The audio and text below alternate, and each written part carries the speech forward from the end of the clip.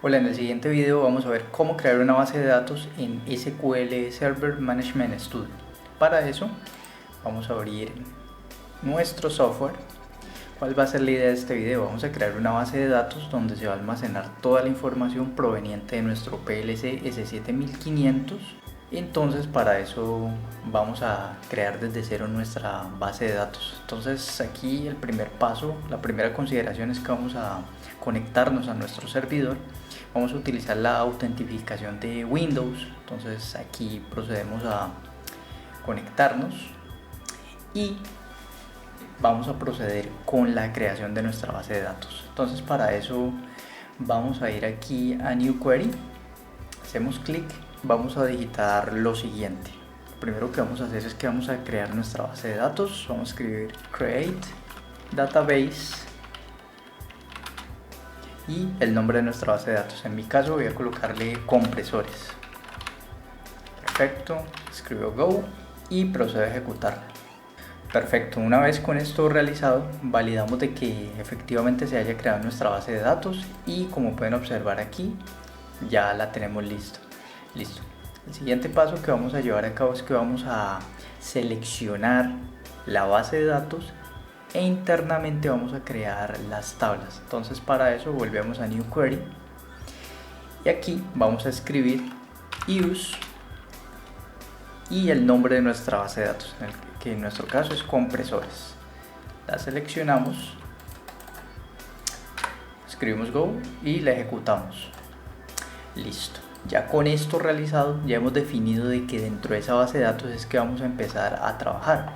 ¿Por qué ejecutamos esta instrucción? Porque es que nosotros también contamos con otras bases de datos que son las del sistema. Entonces por eso es la importancia de llevar a cabo la escritura de esa instrucción para definirle al SQL Server que vamos a trabajar acá internamente.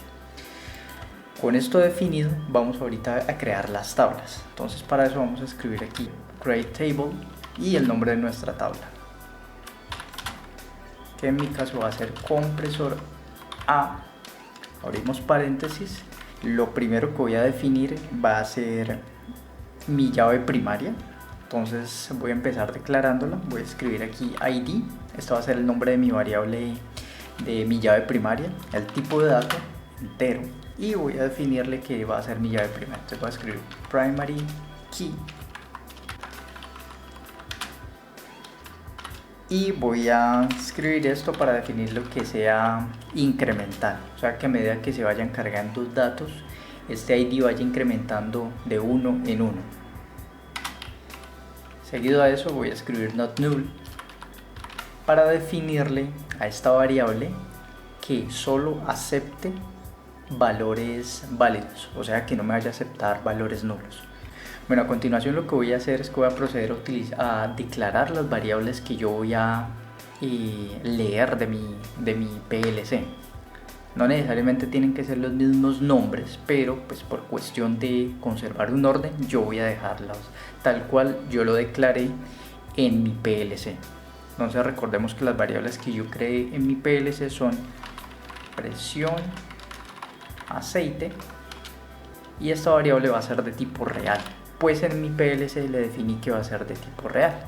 Entonces escribo presión aceite y voy a definirle que va a ser not null, o sea que siempre va a aceptar valores válidos. Bueno, como pasa a la siguiente línea y aquí defino mi tercera variable, la cual va a ser presión agua.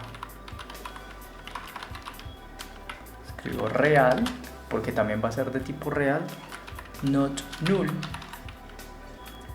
coma, y por último voy a declarar mi última variable, la cual era status compresor.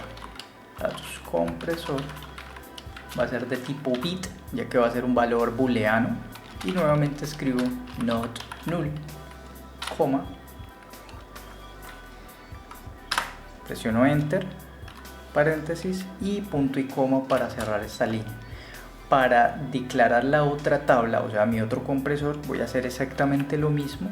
Simplemente lo único que voy a hacer es reemplazar compresor A por compresor B. De esta forma, si yo compilo y ejecuto, Como pueden observar, la ejecución se llevó a cabo de forma satisfactoria y cuando voy a validar aquí dentro de compresores deben estar ambas tablas.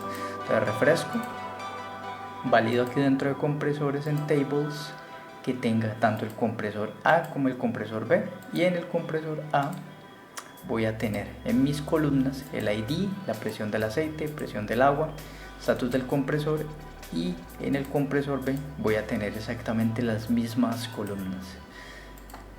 Válido de que efectivamente aquí tenga las columnas en mención, y una vez con esto ya podemos proceder a revisar el tema de las seguridades, o sea, de qué manera yo voy a acceder remotamente a mi base de datos.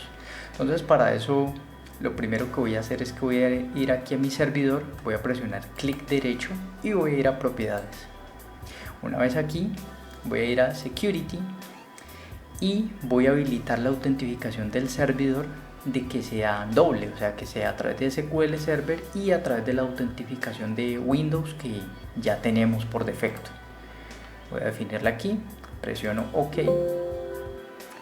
me dice que debo reiniciar mi servidor, eso ya lo vamos a hacer a continuación.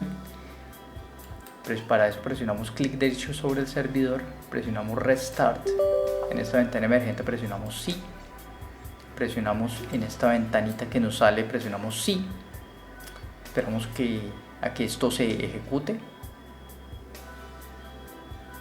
Y ahora el siguiente paso es que vamos a ir a Security, vamos a ir a Logins y aquí vamos a crear nuestro usuario. Para eso presionamos clic derecho sobre Logins, New Login, y aquí vamos a definir el nombre de ese usuario. Voy a colocarle por defecto S7500, pero ustedes le pueden colocar el nombre que ustedes deseen. Voy a ir a SQL Server Authentication y aquí en Password voy a definirle una contraseña. Una vez con esto definido, me voy a desplazar a Server Roles y este rol lo voy a definir como sysadmin. Y aquí mismo en esta ventana voy a desplazarme a User Mapping y en User Mapping voy a decirle que ese usuario va a tener acceso a mi base de datos compresores. Finalizado esto presiono OK, vuelvo a reiniciar mi servidor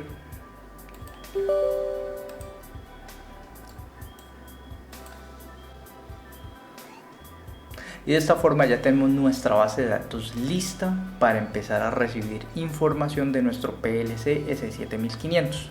Recordemos que para eso vamos a utilizar un interesante software que vamos a explorar a continuación, el cual es DataFeed OPC, el cual es de Softing. Vamos a explorar detalladamente esta herramienta, así que no se pierdan el próximo video.